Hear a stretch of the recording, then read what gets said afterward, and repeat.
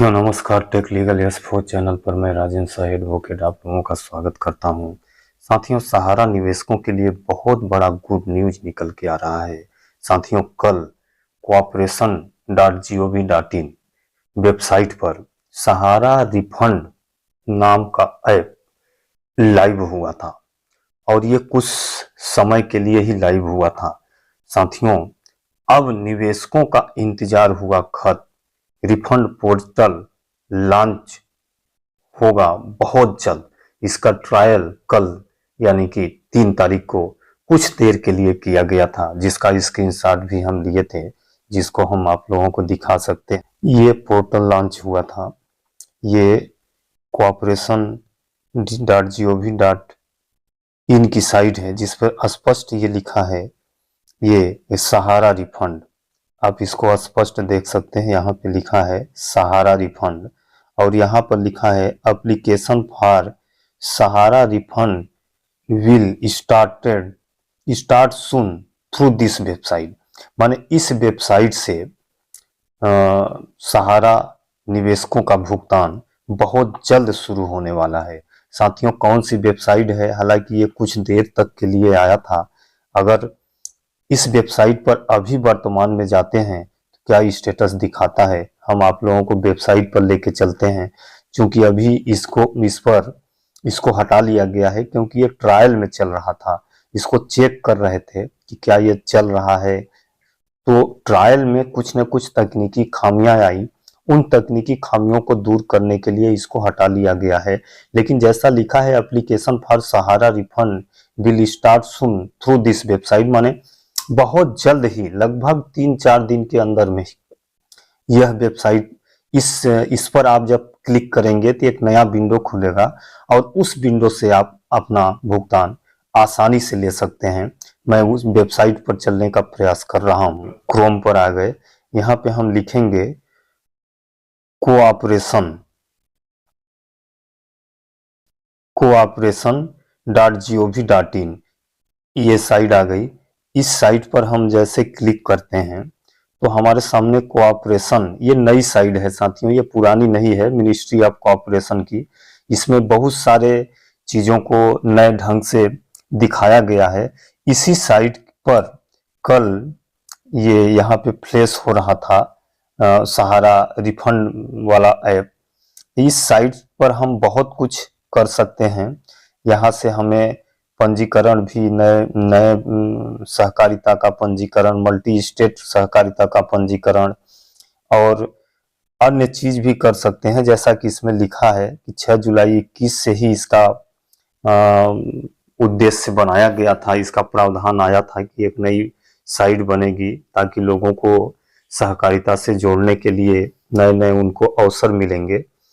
और ये जब से सहकारिता मंत्रालय बना है तभी से ये सहकार से समृद्धि एक स्लोगन, एक उद्देश्य चल रहा है सरकार का। तो उसमें ये सारा चीज है। इस पर आप इसी वेबसाइट से भुगतान होगा। यहाँ पे एक नया लोगो आ जाएगा उस माने सहारा रिफंड का, उस पर आप क्लिक करेंगे और सारा जानकारी इसमें ऐड करने के बाद आप अपना भुगतान आसानी से प्राप्त कर सकते हैं। इसके अलावा साथियों, अगर हम इस साइट के बारे में कुछ बिंदुओं पर चर्चा करें कि अभी की कौन कौन सी चालू हुई हैं, तो यहाँ पे देखिए बहुत सारा चीज दिया है, नोटिस दिया है, योजनाएं दिया है।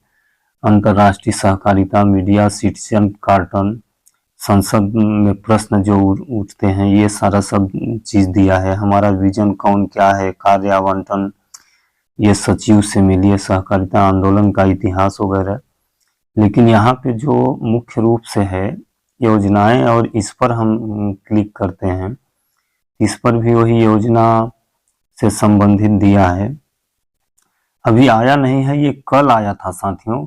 कल इस पे न्यू सहकारिता रजिस्ट्रेशन कैसे करेंगे उसके बारे में इसमें दिया था। आज ये नहीं दिखा रहा है क्योंकि अभी ये जो वेबसाइट है अभी ये पूर्ण रूप से बनकर तैयार नहीं हुई है, इसका कार्य अभी चल रहा है।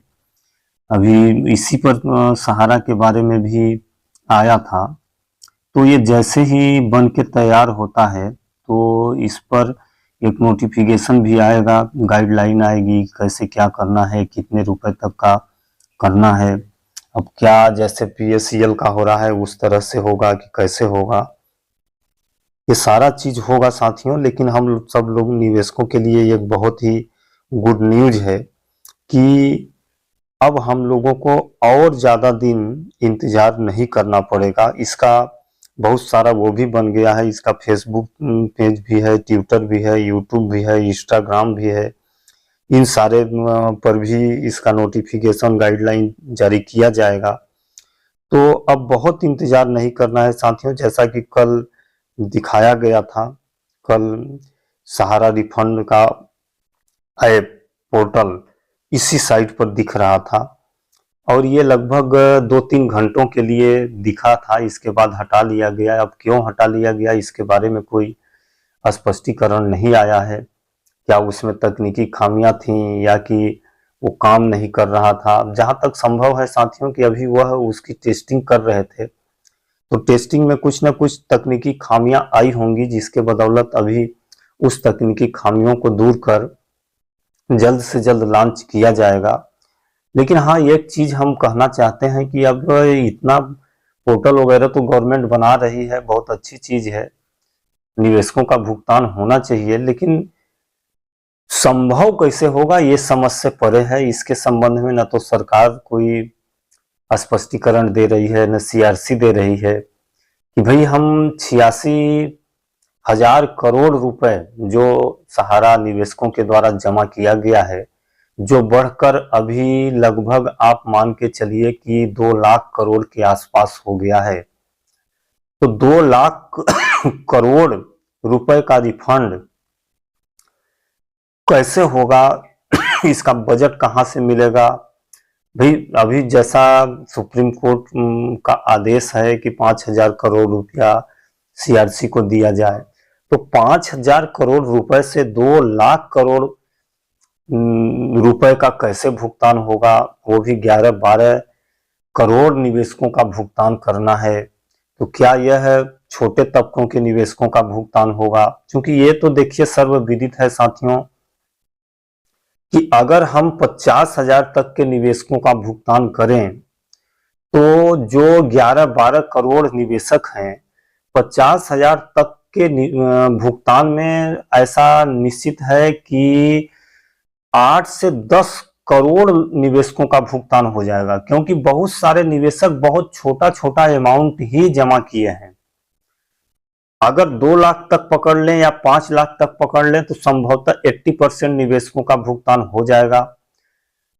जो हैवी अमाउंट में जमा किए हैं, 10 लाख से एबव जमा किए हैं, ऐसे निवेशकों की संख्या बहुत ही कम है। तो ऐसे निवेशकों का भुगतान सरकार जांच के बाद भी कर सकती है। सरकार उनसे सोर्स ऑफ इनकम भी पूछ सकती है कि भाई आप इतना रुपए जमा किए हैं तो आप आय का साधन बताइए, कहां से मिला।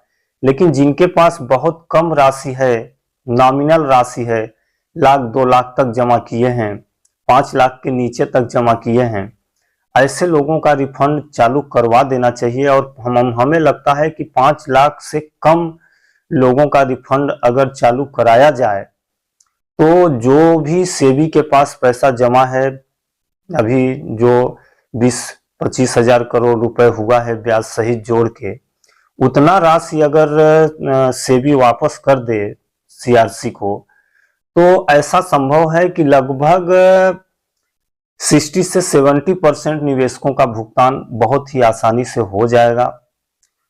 क्योंकि 5 लाख से नीचे वालों की संख्या, इनकी तादाद जो है, अगर हम 12 करोड़ निवेशक लेके चलते हैं तो 10 करोड़ निवेशकों का भुगतान हो जाएगा।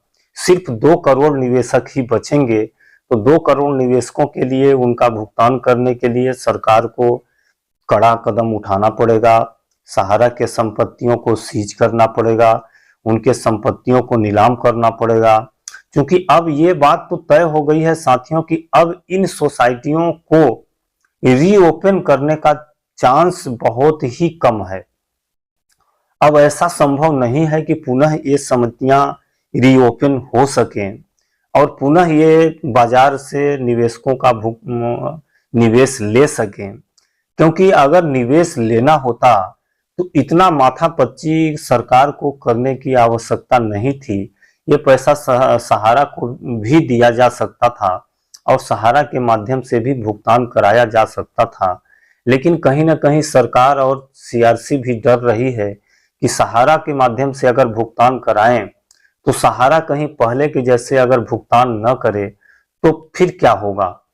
तो इस अहम सवाल को देखते हुए ऐसा प्रतीत होता है कि अब सहारा की यह चारों सोसाइटियां रीओपन नहीं होंगी, लेकिन जो सरकार का मंशा है साथियों, बहुत सारे सहकारी समितियां बनाने का यह वेबसाइट बनाया गया है, सहकार से समृद्धि का स्लोगन दिया गया है कि सहकारिता के कई सारे सोसाइटियां बनाएंगे, बैंकों के नियमों को भी बहुत शिथिल कर दिया गया है, अब बहुत आसानी से आप सहकारिता बैंक भी बना सकते हैं। तो एक तरफ सरकार ऐसे समितियों को बनाने के लिए प्रोत्साहन दे रही है, दूसरी तरफ सरकार बनी हुई समितियों को खत्म करने की ओर भी कदम उठा रही है। सरकार चाहे तो जो खत्म होने की कगार पर है उनको थोड़ा सा प्रोत्साहन देके उनको बचा सकती है, जिनका बना बनाया सेटअप है, जिनका पूरे देश में 6 से 7 हजार ब्रांचेज हैं, तो ऐसे समितियों को बंद कर रही है। नए समितियों का गठन करने के लिए नई साइट लॉन्च की जा रही है। यह सरकार की दोहरी नीति समझ से परे है। इस मुद्दे पर सरकार भी कुछ कहने को तैयार नहीं है।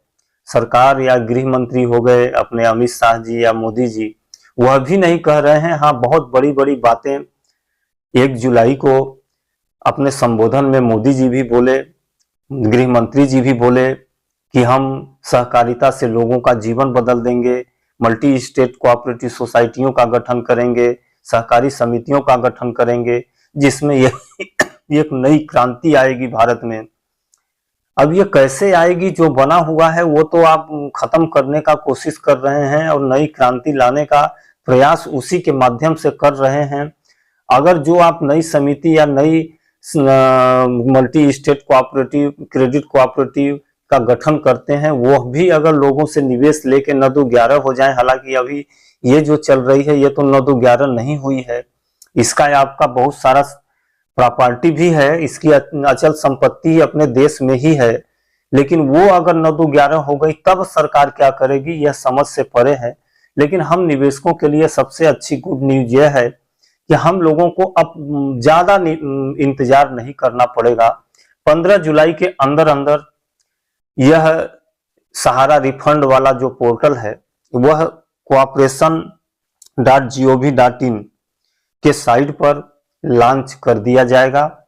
आप वहां से अपना क्लेम करके आसानी से भुगतान प्राप्त कर सकते हैं।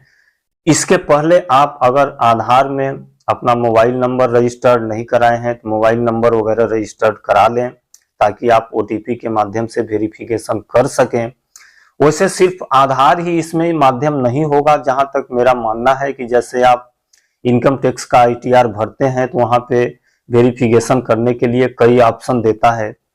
उसमें एक ऑप्शन ये भी होता है कि अगर आपका जो मोबाइल नंबर बैंक में ऐड है उस बैंक अकाउंट से भी आप OTP वेरिफिकेशन के माध्यम से सत्यापन कर सकते हैं। यह ऑप्शन आएंगे, सिर्फ आधार वाला ऑप्शन नहीं रहेगा, लेकिन फिर भी आधार में मोबाइल नंबर होना जरूरी है, तो आप अपना अपडेट करा लें। अब जो भी अपडेट फिर आगे होगा मैं अपने चैनल पर जरूर आप लोगों से रूबरू होऊंगा, आपको बताऊंगा। तब तक के लिए मुझे आज्ञा दीजिए। नमस्कार।